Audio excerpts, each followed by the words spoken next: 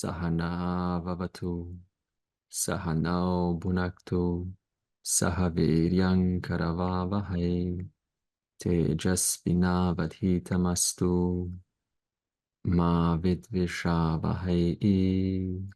Om Shanti, Shanti, Shanti. So we're all given resources and time. Time is free. But when we're given something that's free, often it's taken for granted because it's free. It's there tomorrow and it's after there tomorrow and so on. So there's a tendency that despite being given resources and wealth and prosperity and education and ability to think and make something of ourselves and possibilities, because there's this sort of time factor that gives an illusion of abundance, there's a tendency not to use it very wisely. So Ishvara is this giver who gives us, the education and the possibilities. But because we're, not only distracted, but because there's this tendency to take it for granted, we don't make the most use of it.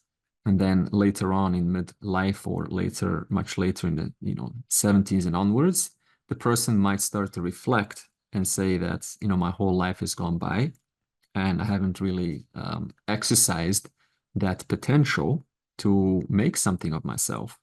So what this means is that every day you're given this possibility that you've given 2 hands and 2 arms and speech and a mind, and you're given, the chance to, according to your education, to ask, what is it that I want?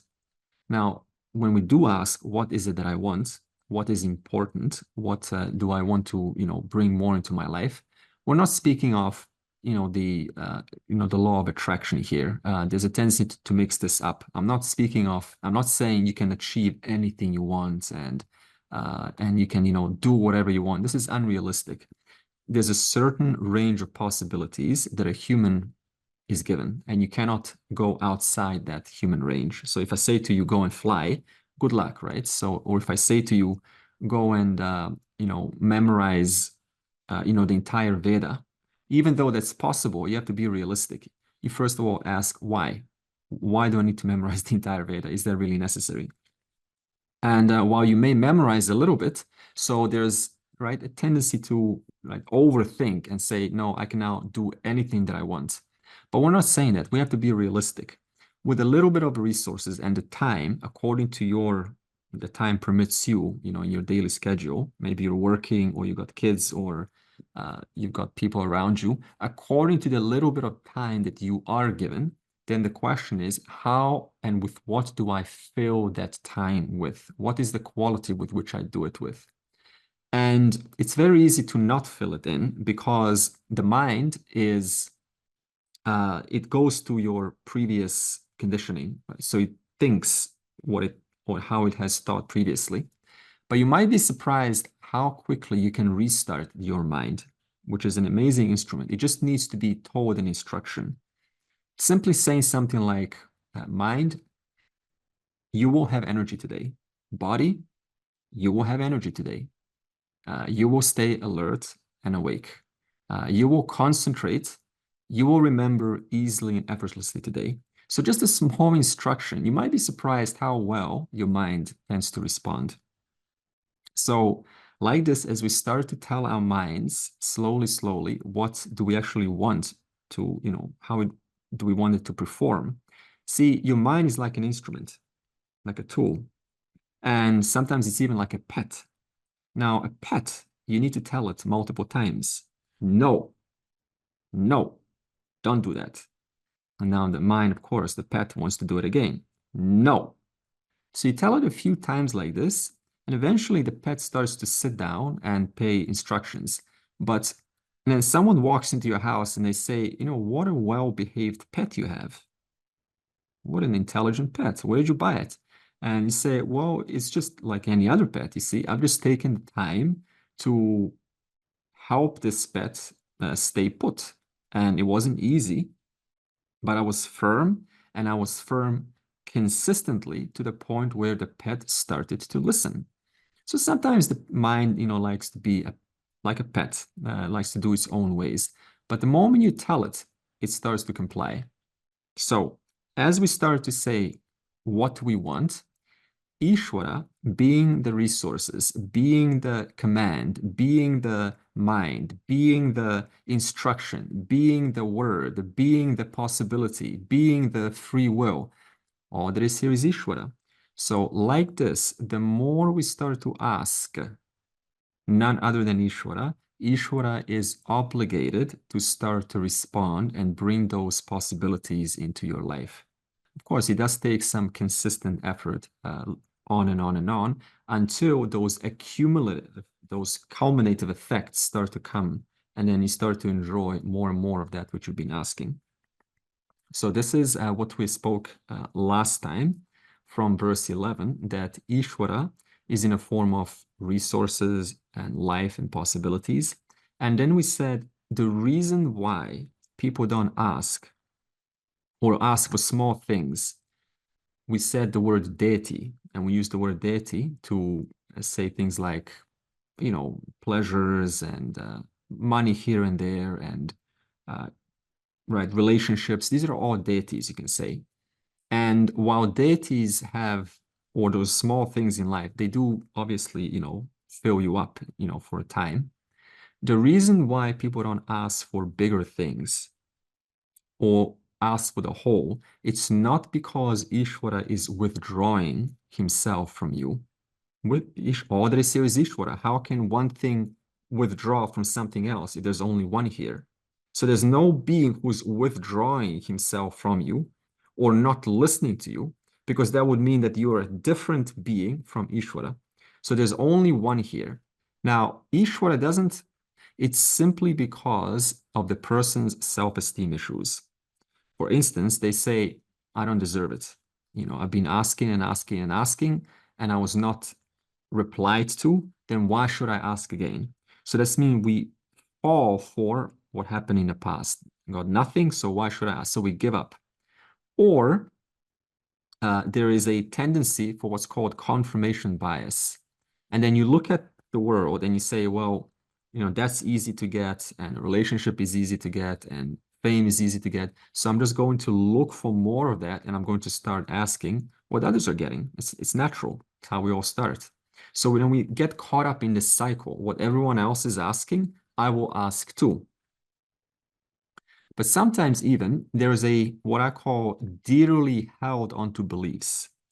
These are beliefs that in some ways you value and you treasure for whatever reason. And maybe they've provided you some goodness in life, some fulfillment, and you learned to depend upon this belief, such as, always protect myself and never give too much of myself. Suppose that's a belief. And now you carry this belief, always protect and never give too much, never share everything I've got. So now you carry this belief, and then Vedanta comes into your life and says you have to surrender everything, including your very sense of self. But then this belief prevents me and says, no, I always have to preserve something. I never give everything away. But then Vedanta again says, you have to surrender everything. The person, the sense of I self, the sense of I, everything has to be surrendered to this Ishvara because nothing is yours. But then again, the belief kicks in. I always preserve and keep a little bit for myself. So now this goes, this tug of war back and forth. And you have to catch yourself and you say, what am I still holding on to dearly? What is still so precious to me that I'm not willing to compromise? Because Vedanta is a journey, is the one place where there's no compromise anymore.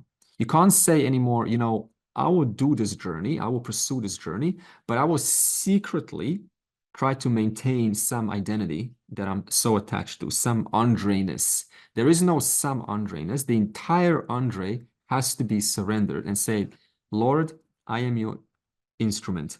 If you need to, kill me today, and for the sake of moksha, so be it. And that's a very scary thing to say, isn't it? If you need to stop my heart right now, I am ready for that, because all I want is moksha. All I want is you. And if this person needs to die right now in this second, I am ready for that. Now, that takes a lot of courage because you're not holding on to anything, because you recognize the implication of what it means to have the whole, which you are already. Now, I'm not saying that that should happen. I'm just saying that it's giving you an idea what it means to totally relinquish every concept that one's secretly holding on to, life and family and children and pets and business and all the fame that I've established and all the status that I've developed. All this belongs to this fictional character who's dearly holding on to survive. And yet this fictional character called Andre or your name has no reality, no essential reality whatsoever, just a passing wave in the long eternal span of time.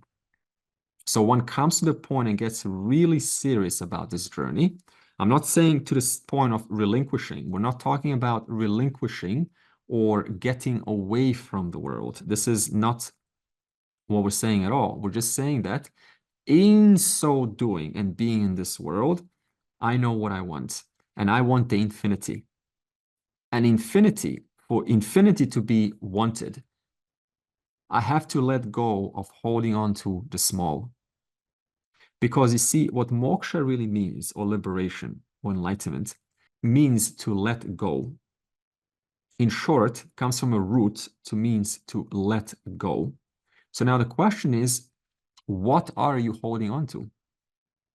What is it that I'm so dearly holding on to that I'm not willing to let it go? And who is this character that is invested in holding on to it when there is something so much bigger there for you? And that bigger is not other than you, it is you. So this means this fictional character always wants to preserve one facet or the other about itself, and it secretly enjoys it. And it lives with that sense of safety that it's created for itself. That too has to be let go because nothing is really yours. You are that which is the whole. The whole, the infinite, has nothing attached onto it. So not letting go, that's okay. When the time comes, the person starts to let go until they're eventually ready to let go of their entire sense of identity, who they were so dearly attached onto and protected and built and developed and cultivated for years and decades. So that is the final thing that you have to let go, which is why we say everything that everyone ever does is letting go. You're letting go of burdens, aren't you? You're letting go of attachments. You're letting go of those things that are pulling you down. Whole life is about letting go, isn't it? Why do we go and take a vacation? Why do we want to be happy? Is it to feel more weight upon yourself? Or is it to let go of the weight or a condition that is on me? It's always to let go of a condition. You don't want to let go of yourself, do you? You want to let go of a condition upon yourself. Who wants to let go of themselves? Then what is there to pursue? Because every pursuit is for the sake of self.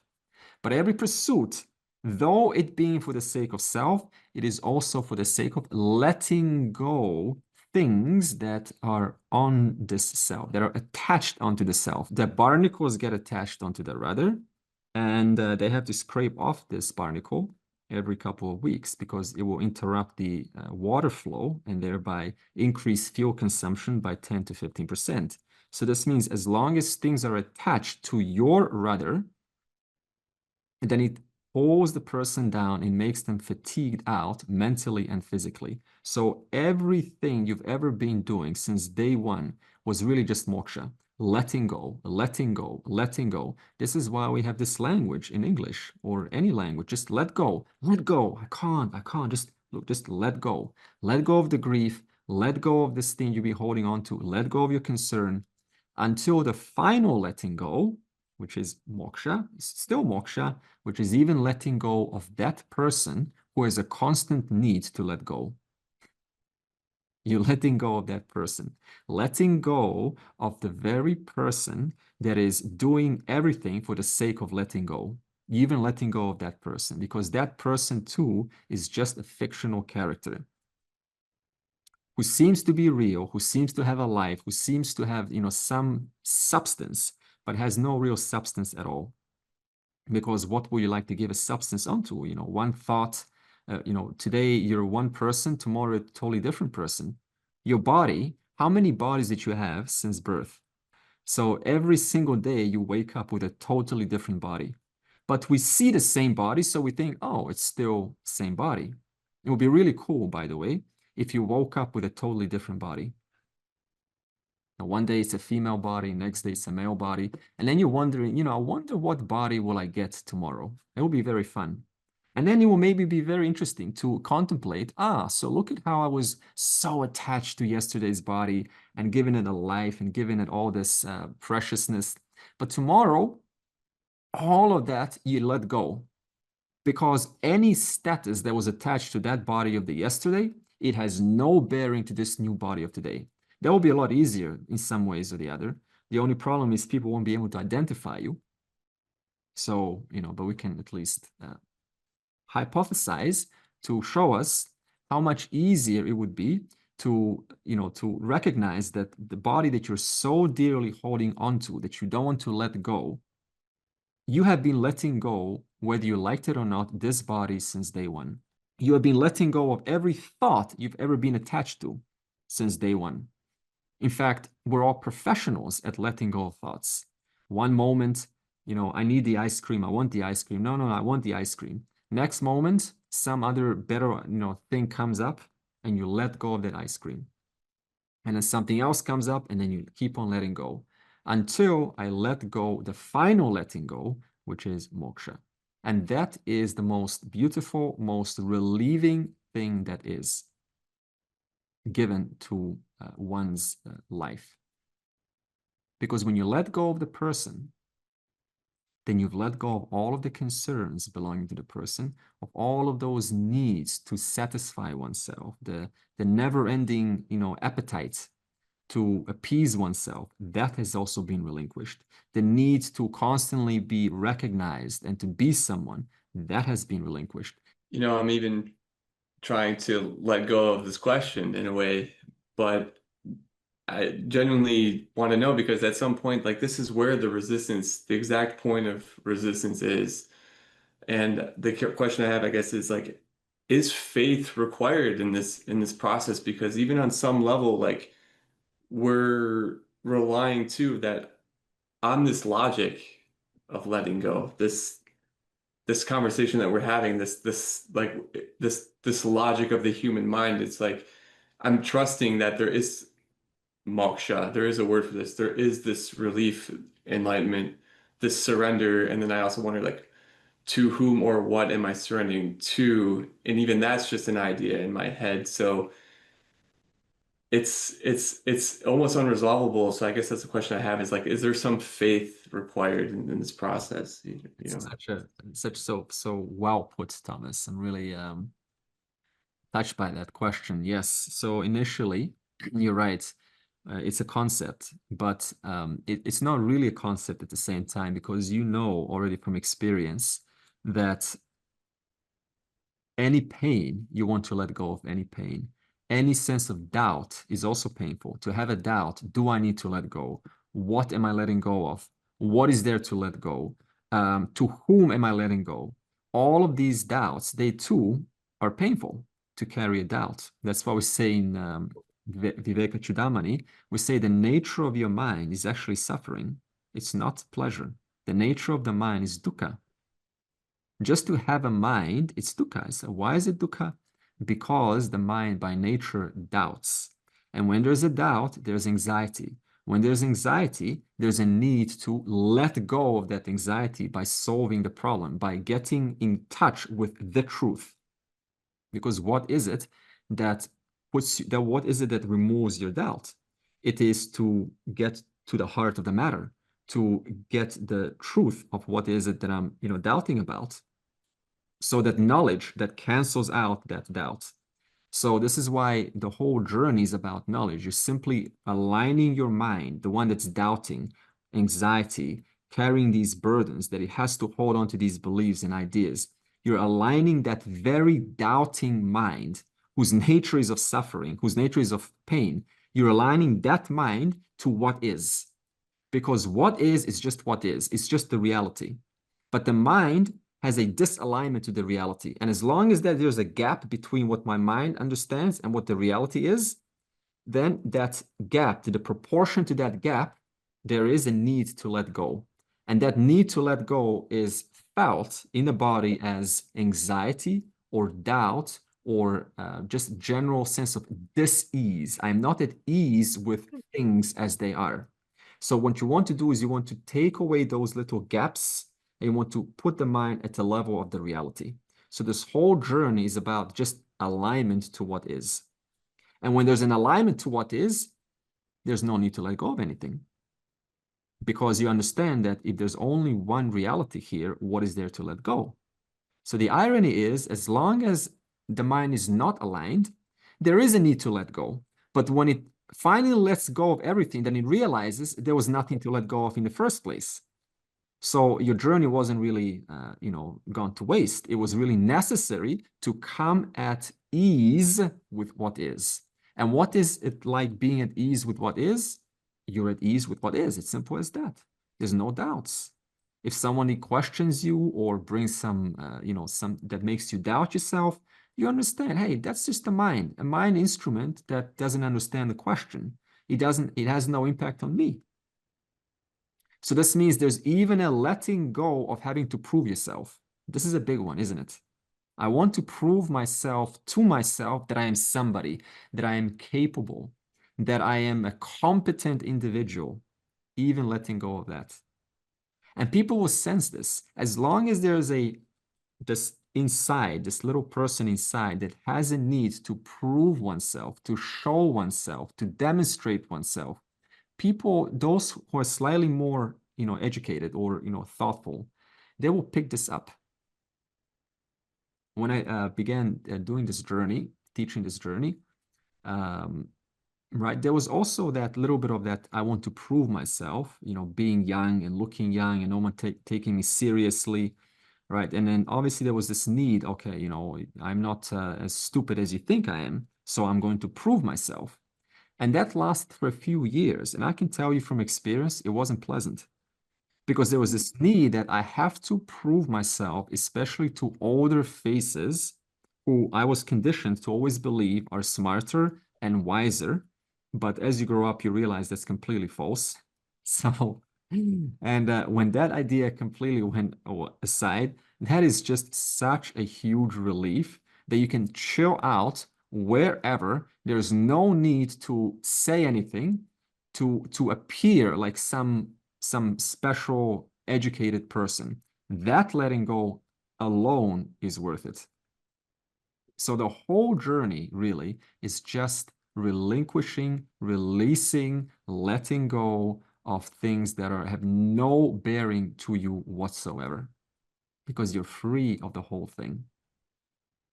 Yeah, so you're right. Initially, there's a faith required, but that faith takes you far enough to the point where you no longer require faith, because even faith itself, you let go of faith. It did its job. Even letting go of the Veda, even letting go of Vedanta. Vedanta too was just a means to help you to let go of Vedanta. I was just going to say, like, the final let go, right? You are trying to let go something which really is not there. Like, let go of something which is really not there. So in the starting, when I started reading Vedanta and the moksha and Jivan Mukta, I was little scared, like I'll be out of existence. But then later I realized, like, the one which is afraid is the ego, which is saying, hey, you will go out of existence. But if you really find out who really you are, you are really not that ego. So I mean, it's just the ego which is saying, hey, you will go out of existence, but you are really not that.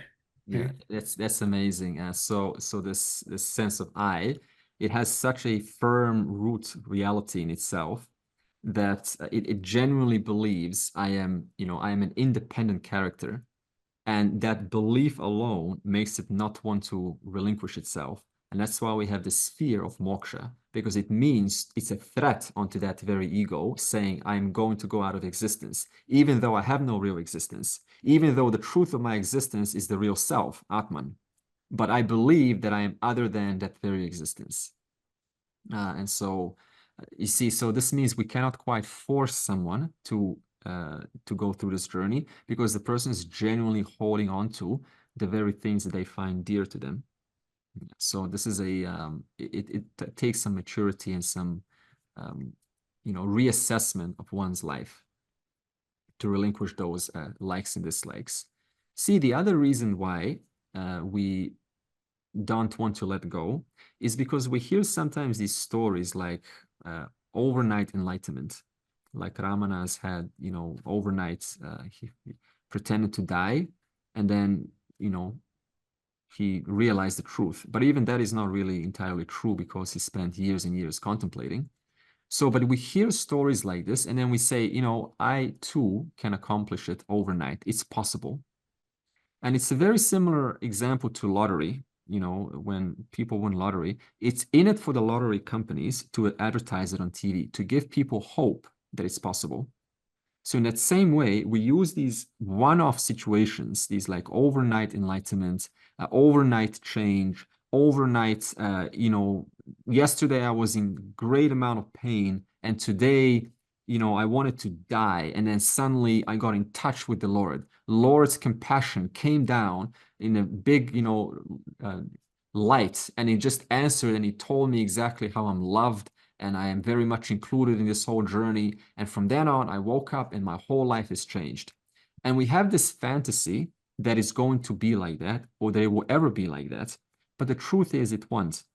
Real change takes a long time. And I understand how this overnight change can be very popular in those circles who take psychedelics, or they take certain amount of drugs, and they walk out genuinely transformed. Okay, at least they think they're genuinely transformed. But every time you talk to them, and I've spoken to them many, many, many times, because I was in this myself for many years, you follow up maybe 1 year or 2 years later, and the person is back on their usual mode before they even had this substance. So it gives you an impression that you are genuinely transformed. But in reality, the mind has been carrying this pressure for many decades. So you have to slowly, brick by brick, remove and change those bricks in different directions, and sometimes just replace them with a different kind of brick. This is real change. It's not exciting, by the way. It's not necessarily, something that's, something to look forward to. It's just how it is. That's just life. That's just a requirement on your part. It's simple as that. So I've experienced moments where there's just like this observer that really doesn't have any defining characteristic to it. Yeah. But then you come back to life because you have so much attachment to everything that's going on here, and you become just the same thing, or at least it feels like it. And so it's like I can feel that there's something observing this whole thing, and yet I'm so tied to the activity of what's going on that it's like I forget, and I'm just like the character again, and I'm stuck in all the things that the character is going through, and I really think I'm going through it. And so it just it doesn't it's like I literally cannot try to make this stuff happen, like it's like, and it's so backwards because the mind would really does want to just try everything it can do to try to force enlightenment or awareness to come up, but like I cannot. And nothing is fulfilling it, and yet I'll keep doing it. It's like I can't stop doing it, and it's not fulfilling, but I can't stop. Yeah, it's a very good point you make. And I relate to your experience, because see, the mind won't stop. It's designed not to stop. If it were to stop, that would not be a very useful system. So the mind will not stop until it gets to its own truth. And so on one hand, it's a little bit, confusing, or there's pressure and you want it to stop. But at the same time, why would you want it to stop? Because the whole journey is just about being at peace. And anything that is worthwhile, is it really worth, is it really worthy of getting it like that? Or is it worthwhile putting effort and time into it? So, your mind wants to try to, reach it, this awareness or this reality. But again, the more that it tries to, the more it's, it's a self-defeating effort. So we don't, force it at all. We just help the mind to, little by little. This is why this course lasts so long, to change its notions, to change its perspectives, to change its views about the world. I'll give you an example, something more concrete. You see, we often say, I want to, understand that I'm one without a second. But look at this. Here's the mind or this person, right, who wants that sincerely. But at the same time, they are in reality, in this environment, and they're discarding the environment and they're judging the environment. They're saying the environment is not good enough, the politicians are not good enough, my mom or dad are not good enough, they should have been better, my neighbor is not good enough, I am not good enough, I will never get there. So in other words, on one hand, one half of the mind wants to genuinely understand this. The other half of the mind is kind of cutting up reality into 1,000 different ideas and pushing it aside because I don't want that. But the whole journey is really about recognizing that we all share, right, this journey together, number one. Number two, that those things that you're pushing aside, if you really just look deeper into them, they're nothing but atoms, a bunch of atoms organized, to look like a person, to look like your neighbor, to look like your mom, to look like your dad. They're just a bunch of atoms, really. And so I'm pushing nothing but pushing atoms aside, but I'm at the same time saying all that is here is I. And so the mind goes through this, form of contradiction. So what we have to do is to say, instead of letting the mind focus on this awareness, on this reality, first guide it to reconcile its judgments and its compartmentalizations and its notions about how the reality should be and shouldn't be. That becomes the biggest obstacle. Because the mind's constantly just saying, I don't like this. It should be like this. Moksha should be like that. Enlightenment shouldn't be like that. I want enlightenment to be like that. It should be what I had 5 years ago. I want it to be a oneness experience. I don't want it to be like that. I don't want to lose myself. I want to get there. So the mind's constantly making up these rules. But Vedanta is just saying, you have to let go of that. Let go of these rules because you don't design the system. The system has designed your mind. Your mind hasn't designed the system has designed your mind. So what do I have to do? I have to align my mind to that very system, that system of righteousness, that system of ethics, that system of proper perspective. And when the mind is aligned to proper perspective, that means instead of saying, oh, what a fool, he's just, driving a car, what a fool, I can rather say one step better. This person might be, coming from a very difficult time. Maybe they're, just under a huge amount of stress and they just want one day of, a little bit of, entertainment, or, they come from a family that wasn't there for them when they were younger. So it's my job now, instead of pushing things aside and constantly splitting things up, to start to integrate and to try to understand through empathy, where are you coming from? Because that's a lot more inclusive than this judgmental mode and excluding things and then saying, I feel good about that. I pushed you aside. I don't have to understand anything about you. I have solved the problem. Goodbye. And it gives an illusion of a solution. But all it did is it just split the mind even more and saying, that's not reality. This is reality. That's not reality. This is reality. But the whole thing is reality. So little by little, we have to, help the mind come true to what is, rather than this should and shouldn't system. We then said in verse 13 that though Ishvara is the author of the system, now who gets Ishvara to write out your chapter? Does Ishvara do that on his own? or you help out Ishvara write out a chapter called your life?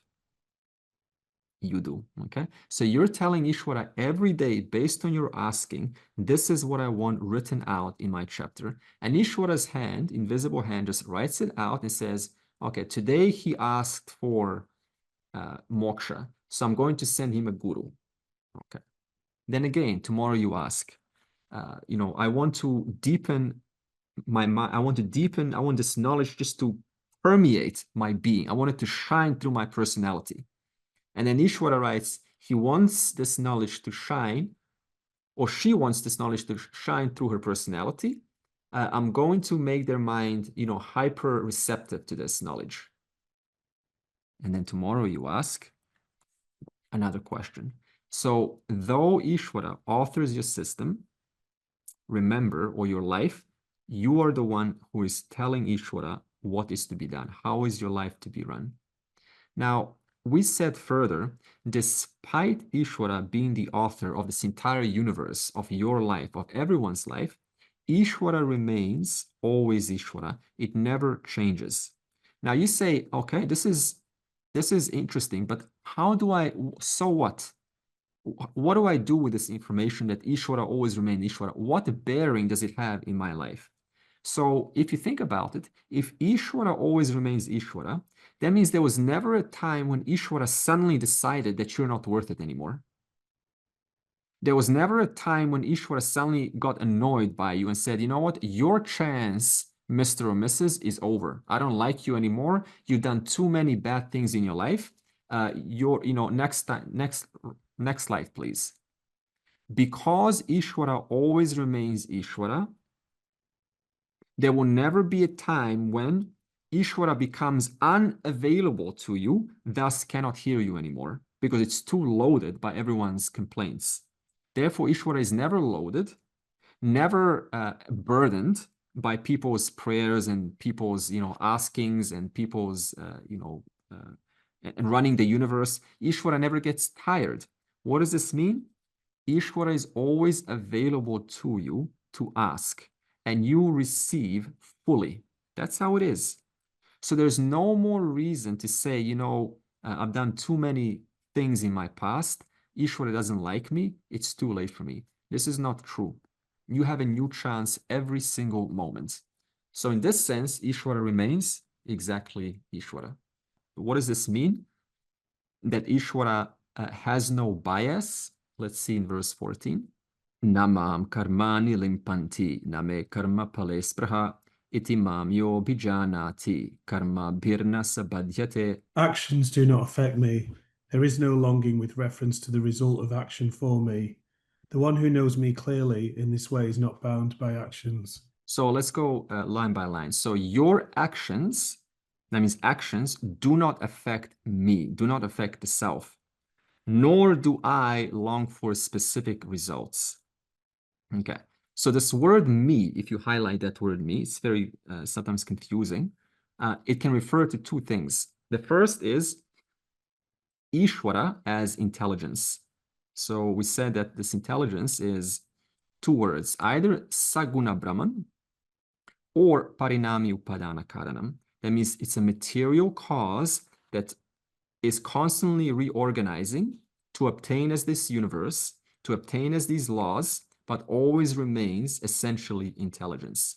And the way to understand this a little bit more relatable is, see, if everything here is intelligence, called Ishvara, then that means that what is this intelligence? It's a blueprint how things are to be, how things are to look like, how things are to function. So if you cut a tree, you see this tree essentially is also this intelligence. Have you cut the intelligence or have you cut the tree? You got to get a chainsaw, right? Now remember that tree is nothing but intelligence. The chainsaw is nothing but intelligence in the form of a chainsaw. Now you take the chainsaw and you cut the tree. Have you cut the tree or have you cut the intelligence? Knowing there's only intelligence here. What have you really cut? Have you cut the blueprint for that tree? You haven't, because when that bark is cut, what happens to the bark? or the branch, it continues to grow. That means you have not cut intelligence. That's why we keep saying this intelligence is reshuffling constantly, but always remains intelligence. You cannot cut intelligence. It's just that blueprint from which grows a cell, from which grows a tree, from which the universe sprouts, from which your body grows. So that is definition number 1. And definition number 2 of this word me, capital Me, is Ishvara. That means Krishna is talking about me as his Swarupa, which is consciousness. Now, the only issue with this is that now I'm presenting two things here. On one hand, I'm presenting intelligence, and on the other hand, we're presenting consciousness. So now it appears like there are two different things. But Vedanta says there's only one without a second. So now, how do we resolve this? The answer is there's only consciousness here. But what is the relationship between consciousness and intelligence? Satya-mithya relationship, okay? Now, another way to explain this is think of Ishwara as, for a moment, provisionally, as a beautiful screen of projection of a movie. And this movie is the greatest story that's ever been told right now. And this movie is always going on. It's got the greatest special effects. It's got the creation of the universe, and it's always going on. Every character is one of them characters is you right now on the screen. The whole thing's going on there. Now, this picture is nothing but light, isn't it?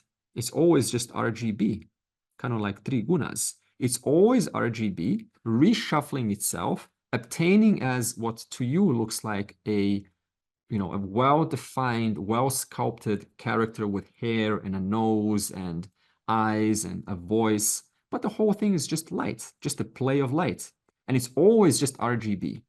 So in that same way, we say that Ishvara is of the nature of the three gunas, Rajas, Sattva, and Tamas. And these three gunas are rearranging themselves to manifest into this universe right now. Whereas the screen behind onto which this, this picture is projected upon, that is consciousness. That means the screen upon which this projection depends upon. Without the screen, there is no projection. And this consciousness is the truth of, or the reality, which this Ishvara depends upon. So now, to bring this a little bit more in line with the Vedanta, because the problem with this example is what? You have a screen and you have a projection. Now, what's your mind going to do? It's going to create some funny images. It's going to now imagine someone is projecting from a distance onto this screen. That's the first problem. The second problem is, where is this image coming from, right? And so it starts to now get a little bit confused. So the way to negate this limitation is we use an example of, for instance, an ornament and gold. And the gold remains always what we call vivarta upadana karanam. Vivarta means it always remains gold, no matter what.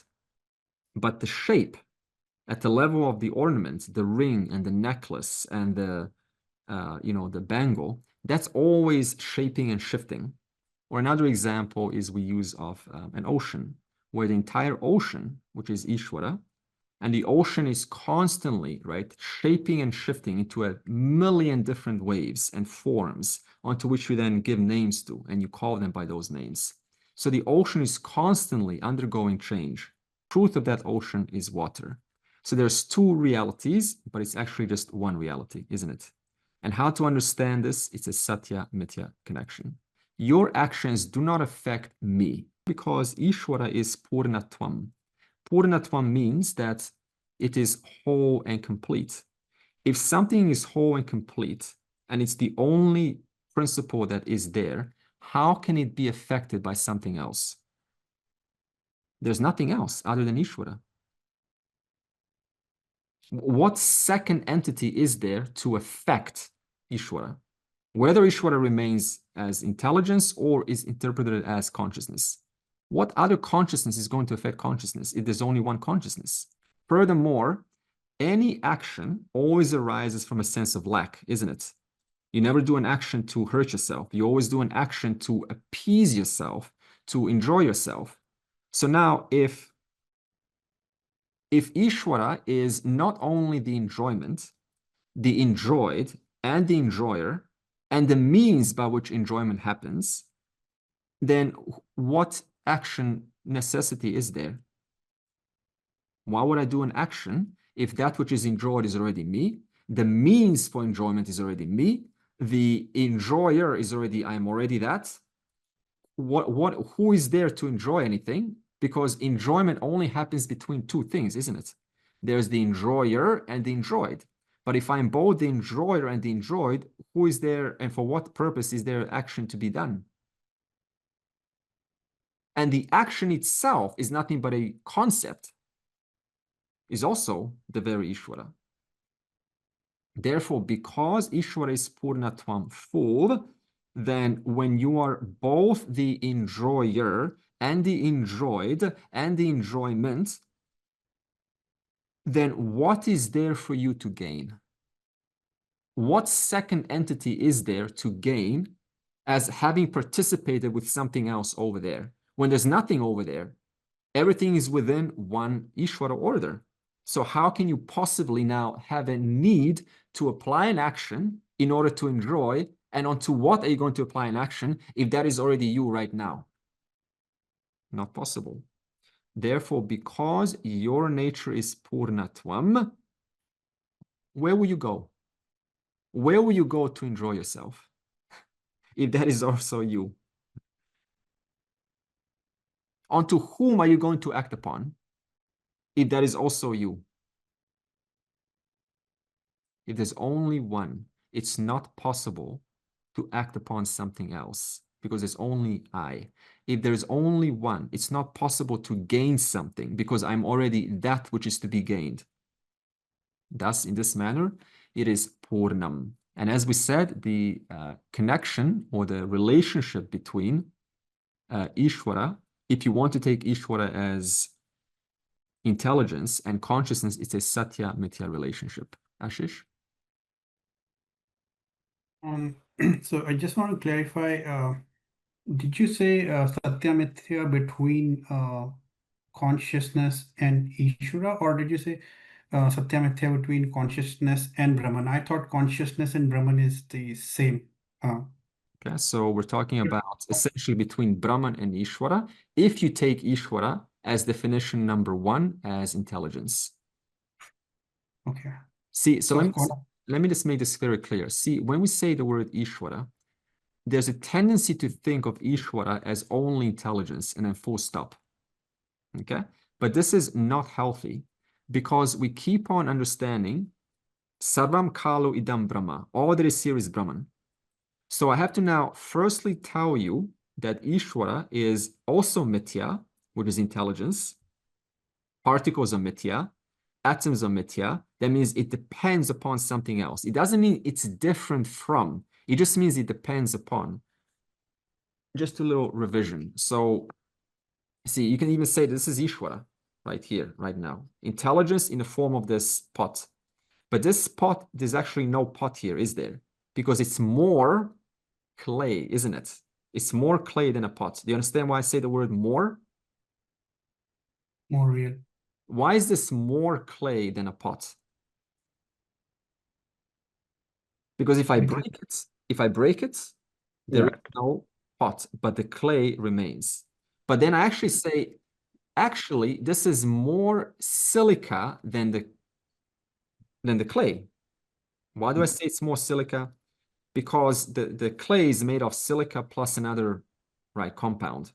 But then I actually say this is actually more atom, what you're looking at now, this is more atom than the silica or the clay or the pot.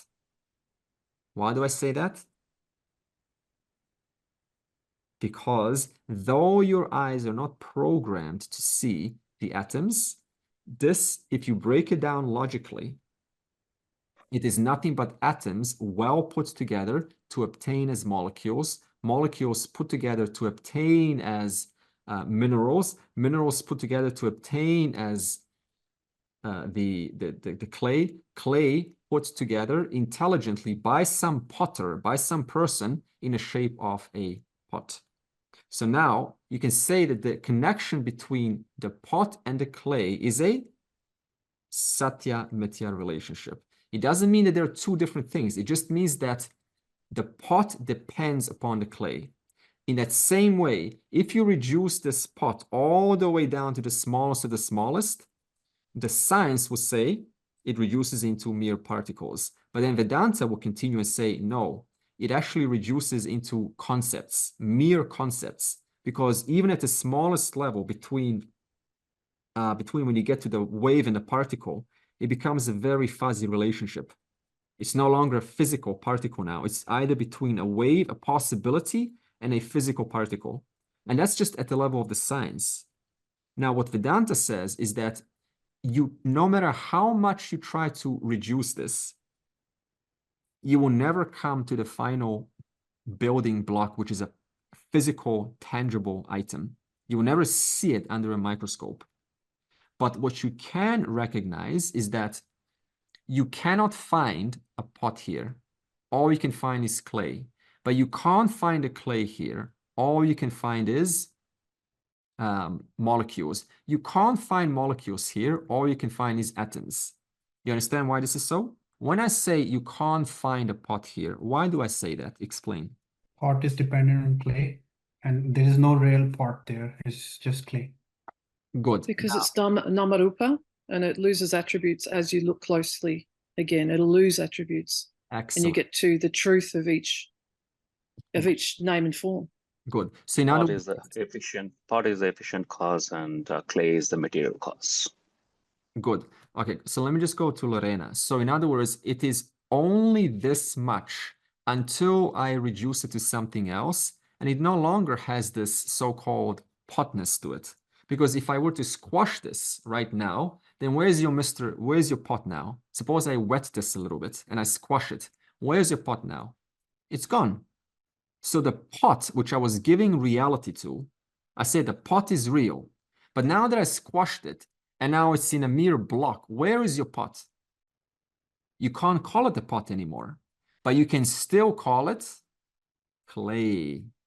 That means it was depending upon a material cause, depending upon the clay for its existence. It didn't mean that there are two different things.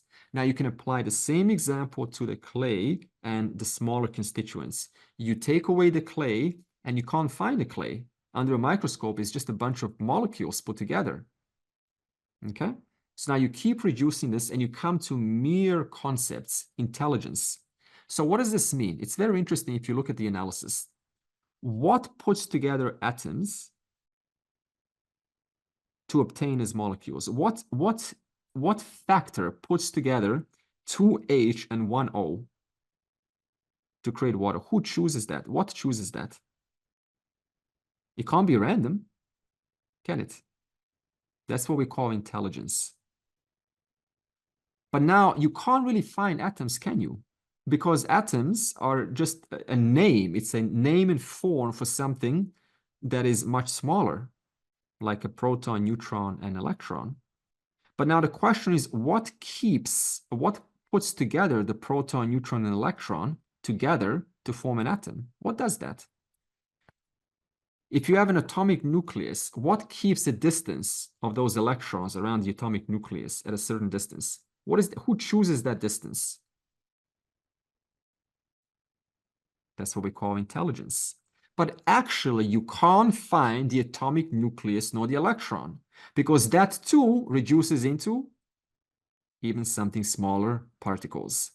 So now I can't find the pot, I can't find the clay, I can't find the atoms, I can't find the molecules, but what can I find at every single level there? Just by the mere virtue of it being put together and held together, making it what it is. You can find intelligence. So what am I really looking at? Am I now looking at a pot? Am I looking at clay? Am I looking at atoms? Am I looking at molecules? Or am I looking at intelligence? Intelligence. But then why don't I see intelligence here? because that's how the system is made. Your eyes are not programmed to see intelligence. Even though it is intelligence, my eyes are programmed to merely see a form. So you need to perform a cognitive analysis to recognize what is the truth of this object. So Vedanta shows you, despite seeing the world of forms, I'm only seeing intelligence, which is called Ishvara. And that very intelligence called Ishvara, that too has its truth in the final truth, which is consciousness. Because you cannot have an intelligent putting together intelligence outside a conscious being. You can't have intelligence functioning outside a conscious being. It needs to be within the presence of a conscious being. Otherwise, you have inert intelligence. Okay? So even intelligence, Ishvara, depends upon its truth, which is consciousness. And how is that consciousness known to you right now? Right now, do you need to apply any effort? Do you have to do your awareness right now? No. Okay. No. Okay, please do this for me. Do 23 plus 5. Please do this. 23 plus 5. 28. Okay, thank you very much. Notice how that required effort, didn't it? Okay, but please do awareness. Please do awareness. Okay, it's a silly thing, isn't it? You don't have to do awareness. Awareness of itself is self-existent. It's self-shining. It's Swayam Prakasha. It's self-evident.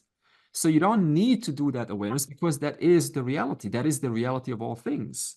And into that very self-evident awareness that you don't need to do, which is effortless, Ishvara resolves into that very reality. Thus, the whole equation is given from forms into intelligence into consciousness. And thus we say that Ishvara can thus be looked at from two standpoints, as the intelligence or as consciousness. And it is Purnatvam, as we said. Andre, so my question was like consciousness and Brahman, it's same thing, right? Same. Okay. 100%. Consciousness, Brahman, awareness.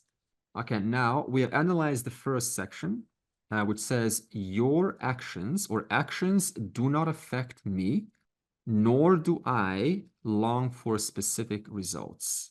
Okay. Now let's move to the second.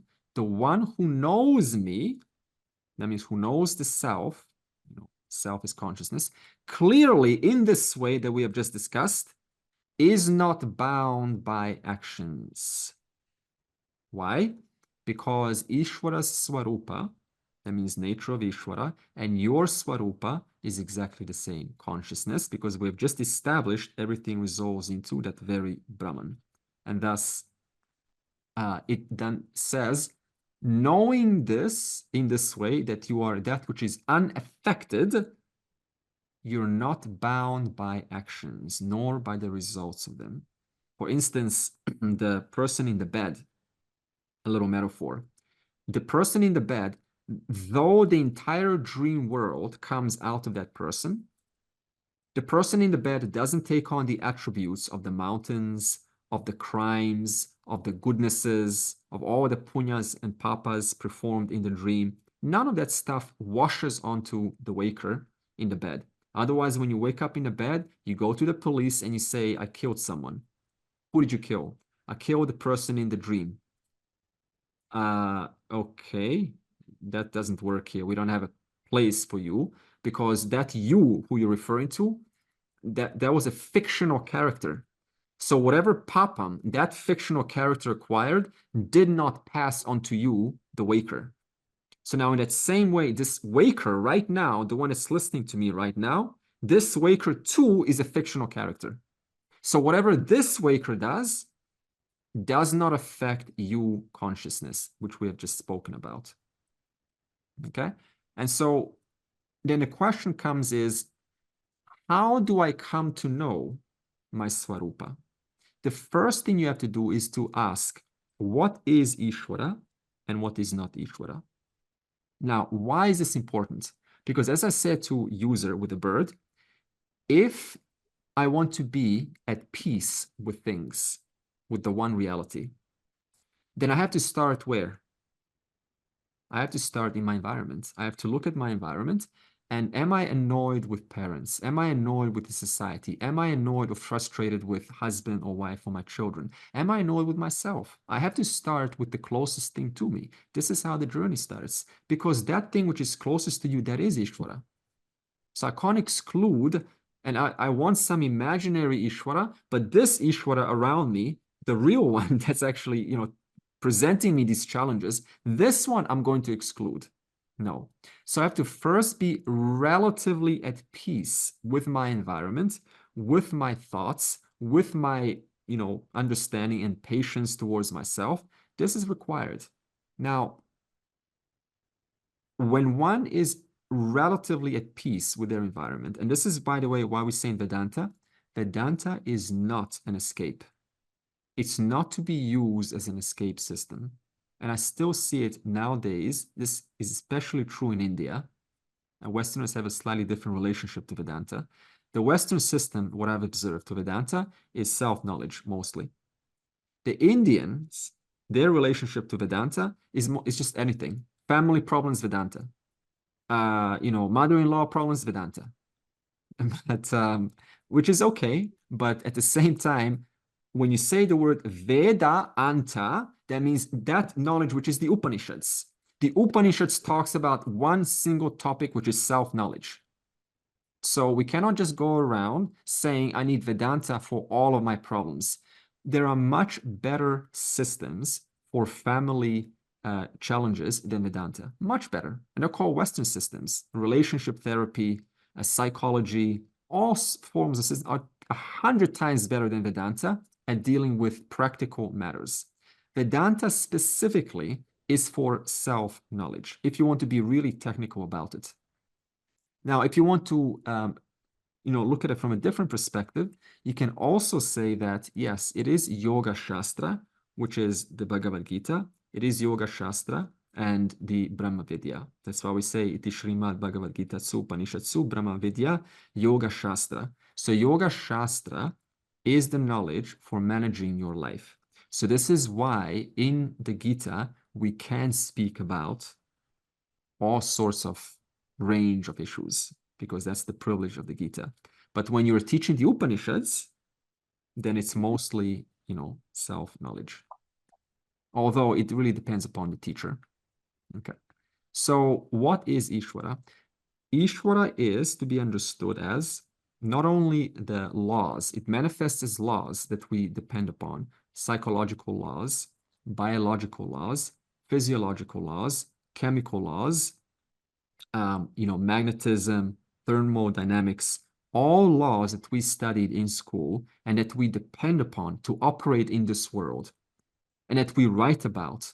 That is Ishvara's manifestation. That is a manifestation of Ishvara's intelligence. So it's not only laws, it is also all forms that are governed by these laws. So these, forms that we work with, that we interact with, these are just, manifestations of Ishvara, and these forms interact with each other according to the laws that are set up. So this is Ishvara. And Ishvara is to be understood as without biases. See, we sometimes think that Ishvara has a bias for you, that Ishvara is the compassionate one, that Ishvara is the one who has a dislike towards you. You heard of this? Ishvara is the compassionate one. Ishvara is not compassionate. Neither is Ishvara the wrathful one. He doesn't punish, or she doesn't punish, nor does she have a liking or disliking towards you.